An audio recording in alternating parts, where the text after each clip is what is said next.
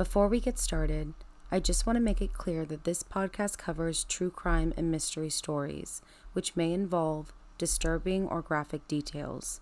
Listener discretion is advised. In January 1947, the city of Los Angeles was rocked by the gruesome discovery of Elizabeth Short's body, a young woman who would later become infamous as the Black Dahlia. Found in an empty lot, the scene painted a horrifying picture of violence and brutality. Elizabeth Short had been ruthlessly murdered.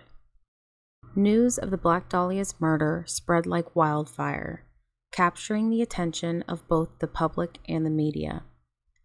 The shocking nature of the crime sent shockwaves through the city as the search for answers began. Law enforcement officials painstakingly combed through the evidence, seeking any clue that would unravel the mystery behind Short's murder. Welcome to Justspiracy, the podcast that delves into true crime and mystery stories from around the world. I'm your host, Jessica, and in each episode, we'll explore the details and theories surrounding some of the most notorious cases in history. From unsolved mysteries to infamous killers, we'll examine the evidence, discuss the impact of these crimes, and attempt to uncover the truth. So, grab a cup of coffee and join me on this journey as we navigate the murky waters of the unknown and attempt to unravel the mysteries of the world around us.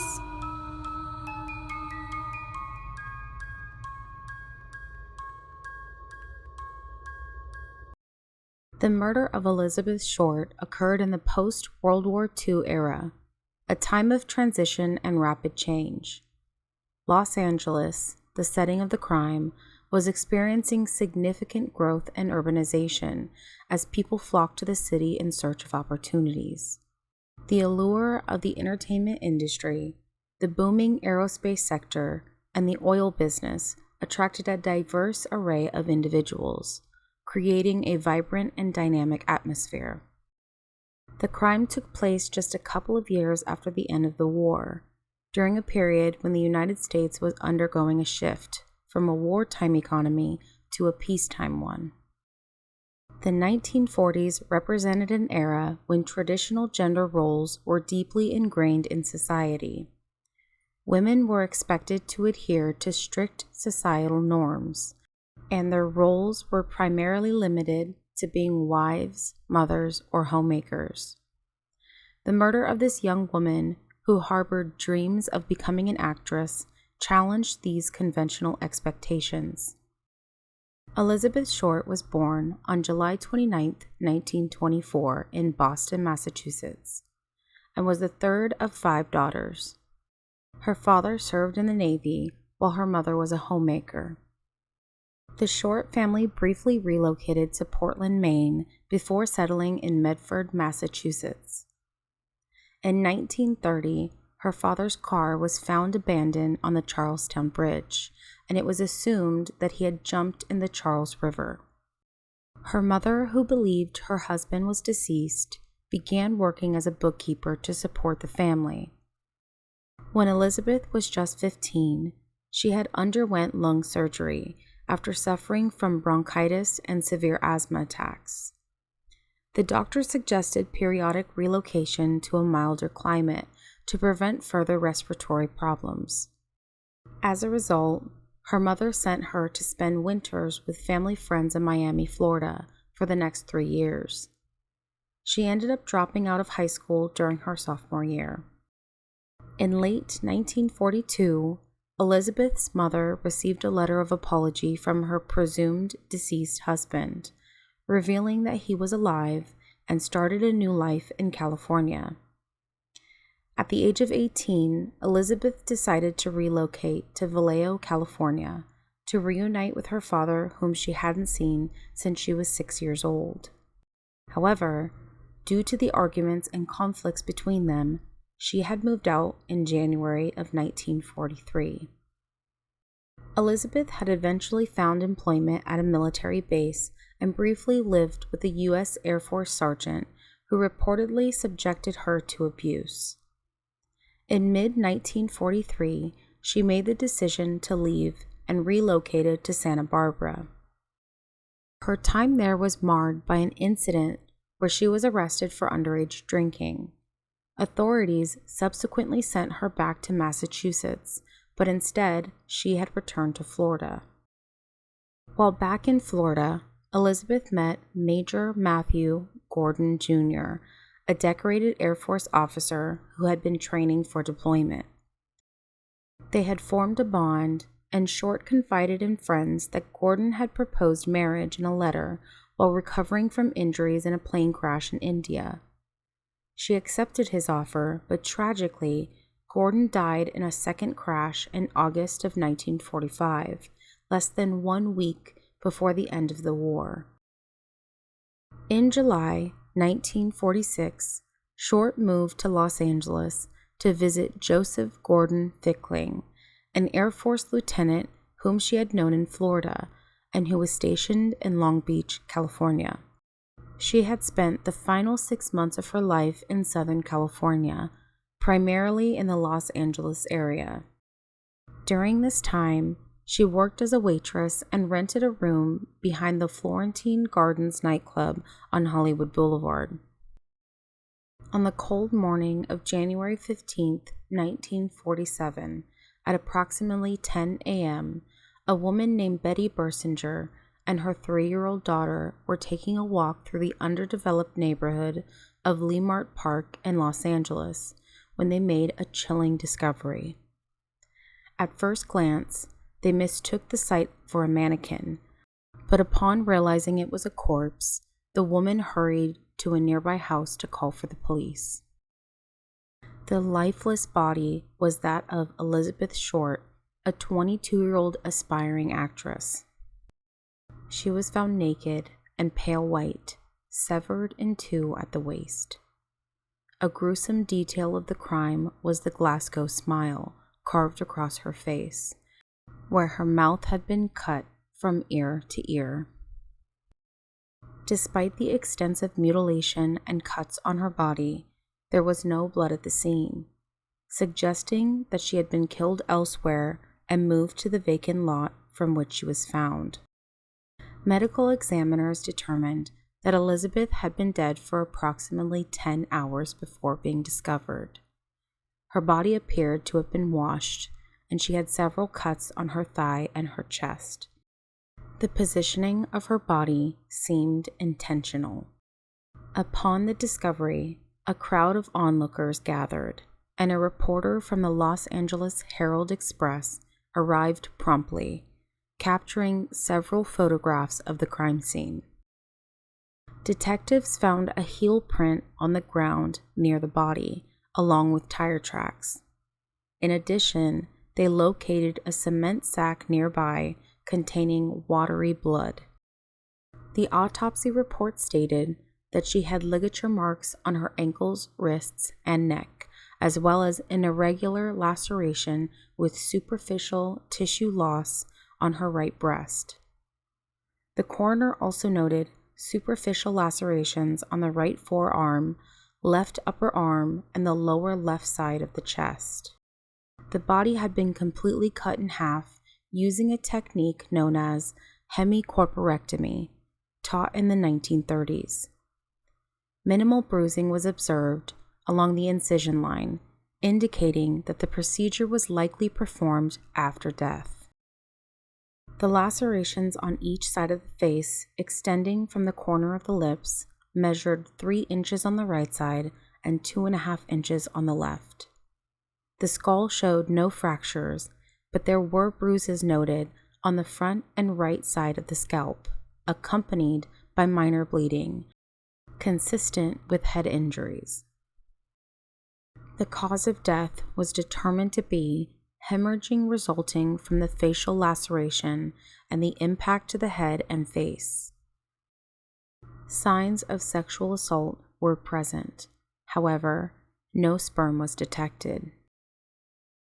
Short's identification came when her fingerprints were sent to the FBI using sound photo, a device primarily used for transmitting news photographs via telephone.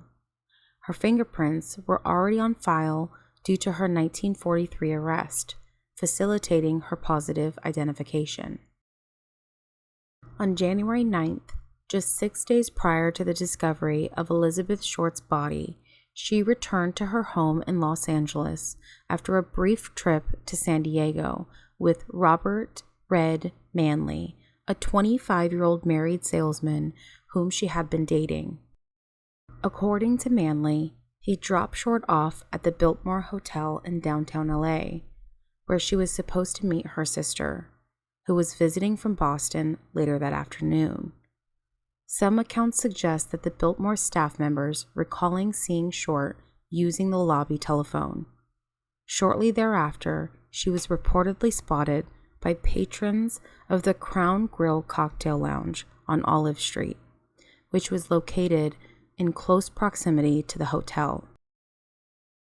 On January 21st, almost a week after her body had been discovered, a person claiming to be Elizabeth Short's killer made a phone call to the office of a Los Angeles Examiner editor.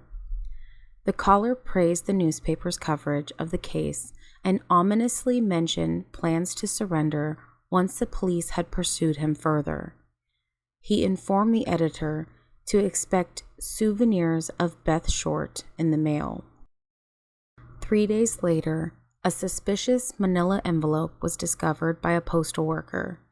The envelope addressed to the Los Angeles Examiner and other local papers displayed words and letters meticulously cut and pasted from newspaper clippings. Its front page read, "Here is Dahlia's belongings. Letter to follow." Inside, authorities found Short's birth certificate, business cards, photographs, names written on scraps of paper, and an address book with Mark Henson embossed on the cover. The packet had been cleaned with gasoline, mirroring the method used on Short's body, raising suspicions that the killer had in fact been the one to send it. Efforts to clean the envelope did not erase several partial fingerprints, which were carefully lifted and sent to the FBI for testing. However, due to complications during transit, the prints could not be adequately analyzed. On the same day the envelope arrived at the Examiner, a handbag and a black suede shoe were reported to have been spotted on top of a garbage can in an alley near Norton Avenue, which was 2 miles from the crime scene. Police recovered the items, but they had been wiped clean with gasoline, eliminating any fingerprints. On March 14th, a potential suicide note was discovered, tucked in a shoe among a pile of men's clothes near the ocean's edge at Breeze Avenue in Venice. The note read, quote, "To whom it may concern, I have waited for police to capture me for the Black Dahlia killing, but have not. I am too much of a coward to turn myself in, so this is the best way out for me. I couldn't help myself for that, or this. Sorry, Mary." End quote. The clothing pile was initially spotted by a beach caretaker, who promptly reported it to the lifeguard. The lifeguard then alerted Captain L.E. Christensen of the West Los Angeles Police Station. Now, there were a decent amount of suspects for this murder, so I'm going to go over a few of them. The Los Angeles Police Department conducted interviews with over 150 men, hoping to identify potential suspects. Among them was Robert Red Manley, one of the last known individuals to have seen Short before her death. Despite initial scrutiny, Manley was eventually cleared of suspicion after successfully passing multiple polygraph examinations. Mark Henson, the owner of the address book found in the packet, drew suspicion from police and was considered a potential suspect. He was a wealthy local nightclub and theater owner and had a connection to Elizabeth Short, as she had stayed at his home with friends. Investigators learned from Ann Toth, Short's friend and roommate, that she had recently rejected Hanson's advances, leading them to explore the possibility of his involvement. However, Hansen was eventually cleared of suspicion. The investigators also interviewed individuals listed in Hansen's address book, including Martin Lewis, who had a connection to Short. Lewis provided a verified alibi for the date of the murder, as he was in Portland, Oregon, visiting his ill father-in-law. To encourage public cooperation, City Councilman Lloyd G. Davis offered a reward of $10,000, which is equivalent to $131,000 in 2022, for information leading to the identification of Short's killer. Following the announcement of the reward, multiple individuals came forward with confessions. However, the police dismissed most of these confessions as false, leading to charges of obstruction of justice being filed against several individuals who had made deceptive claims. There have been several theories suggesting a potential connection between the Black Dahlia murder and other serial killers. One theory proposed a link to the Cleveland torso murders that occurred between 1934 and 1938 in Ohio. The LAPD studied these cases in 1947, but ultimately dismissed any connection. In 1980, new evidence emerged implicating a former suspect in the torso murders named Jack Anderson Wilson, also known as Arnold Smith. Detectives investigated Wilson in relation to Short's murder, claiming that they were close to arresting him before his death in a fire in February of 1982. Another possible connection is with the lipstick murders in Chicago. Captain Donahue of the LAPD publicly expressed his belief that the Black Dahlia case and the lipstick murders could be linked. Between 1943 and 1949, Los Angeles experienced over a dozen unsolved murders involving sexual mutilation of young women. Authorities at the time suspected a serial killer's involvement. In 1949, the LA County Grand Jury investigated the failure of law enforcement to solve these cases, leading to further inquiries, though none of the murders were ultimately solved. Due to the precise nature of the body's dissection, investigators explored the possibility that the perpetrator possessed anatomical knowledge. Consequently, a group of students from the University of Southern California Medical School came under scrutiny. However, the investigation into the students did not yield any significant information. Dr. George Hoddle was considered a suspect in the Black Dahlia murder, but this suspicion wasn't publicly known until years later. He faced accusations of abuse and impregnating his daughter in 1949, but was acquitted. Hoddle's connection to the case was further fueled by his daughter's claims that he was the Dahlia killer. Multiple witnesses mention a relationship between Hoddle and Elizabeth Short. A file discovered in 2003 revealed Hoddle was a suspect and his residence was bugged in 1950. He was recorded saying, quote, "Supposin' I did kill the Black Dahlia. They can't prove it now.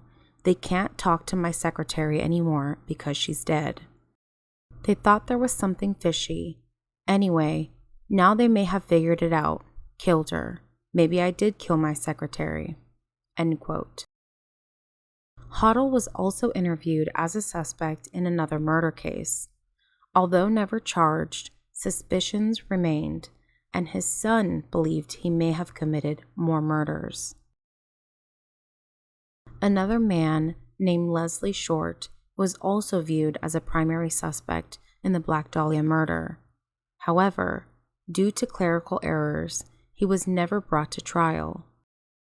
These circumstances, combined with other aspects of the case, have led some theorists to speculate that the murder remains unsolved due to a potential police cover-up. Elizabeth Short's murder, added to the post-war unease, exposing a dark underbelly beneath the glamorous veneer of Los Angeles. The crime became a symbol of the city's seedy side, challenging the conventional notions of safety and security.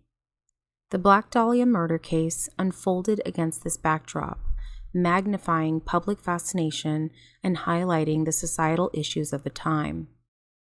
This case garnered extensive media coverage, establishing it as one of the first high-profile murder cases to captivate national attention. While there are multiple theories about how Elizabeth Short acquired her nickname, it is believed that the sensationalized media coverage and dramatic headlines played a role in the case's notoriety. Newspapers of the time often assigned catchy nicknames to particularly sensational crimes.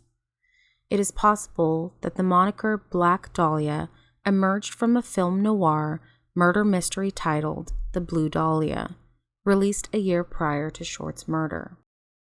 After Elizabeth Short's identification, a news reporter from the Los Angeles Examiner reached out to her mother, pretending that her daughter had won a beauty contest and requesting a biography for the newspaper. It was only after gathering as much information as possible that the reporter revealed the devastating truth that her daughter had been murdered. In another manipulative move, the Examiner offered to cover her mother's travel expenses and accommodations under the guise of helping with the investigation. However, this was done to keep her away from the police and protect their exclusive information for the newspaper. Both the Examiner and the Herald Express sensationalized the case, with one Examiner article describing Short's black tailored suit as a, quote, tight skirt and a sheer blouse. They depicted her as an adventuress who prowled Hollywood Boulevard and sensationalized her murder as a sex fiend slaying. Numerous details regarding Short's personal life and death have been points of public dispute. The eager involvement of both the public and press in solving her murder has been credited as a factor that significantly complicated the investigation, resulting in a complex and sometimes inconsistent narrative of events. Somehow, instead of fading away over time, the legend of the Black Dahlia just keeps getting more and more convoluted. There are several debated details surrounding the Black Dahlia murder case. First, numerous alleged sightings of Elizabeth Short during her missing week were investigated but ruled out by investigators. The exact whereabouts of Short leading up to her murder and the discovery of her body remain unknown. False claims of torture prior to her death circulated in the newspapers, and it is believed that law enforcement allowed these claims to circulate in order to conceal the true cause of death. There are disputes regarding Short's presence in Los Angeles, including claims that she worked at the Hollywood Canteen, which are disputed by some sources. While some described Short as a prostitute or a call girl, the grand jury evidence revealed no existing evidence supporting this claim. Rumors suggest that Short had a congenital defect, causing her to be unable to have intercourse, but evidence from the investigations and her autopsy does not support this claim. Another rumor circulated about Short's sexual orientation, originating from a misunderstanding of a comment made by the deputy coroner. Elizabeth Short is buried at the Mountain View Cemetery in Oakland. Her mother, Phoebe, moved to Oakland to be near her daughter's grave and later returned to the East Coast, where she lived until her 90s and passed away in 1992. In response to Short's murder, a bill calling for formation of a sex offender registry was introduced by State Assemblyman C. Don Field, making California the first state to mandate the registration of sex offenders. The murder of Elizabeth Short has become one of the most brutal and culturally enduring crimes in American history. Time magazine listed it as one of the most infamous unsolved cases worldwide. Her life and death have been the subject of numerous books, television shows, and films, both fictional and non-fictional. James Ellroy's novel, The Black Dahlia, and its film adaptation fictionalized the case while exploring broader themes of politics, crime, corruption, and the paranoia in post-war Los Angeles. As the Black Dahlia case remains a mystery, we are reminded of the tragic fate of Elizabeth Short and the unresolved questions that surround her.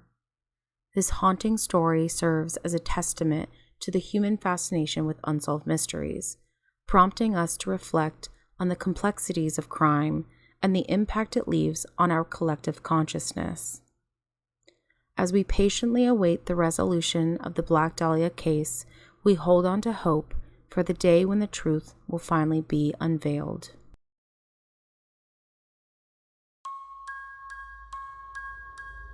That's all for today's episode. Thank you so much for tuning in and joining me on this journey. If you enjoyed this episode, please don't forget to subscribe to the podcast and leave a review.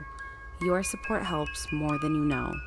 Also, please be sure to check out my YouTube channel, where I'll be sharing video versions of these episodes, along with exclusive content. And if you have any suggestions for future episodes, or want to share your own stories, please feel free to reach out. Until next time, stay safe, stay curious, and always remember to look beyond the headlines.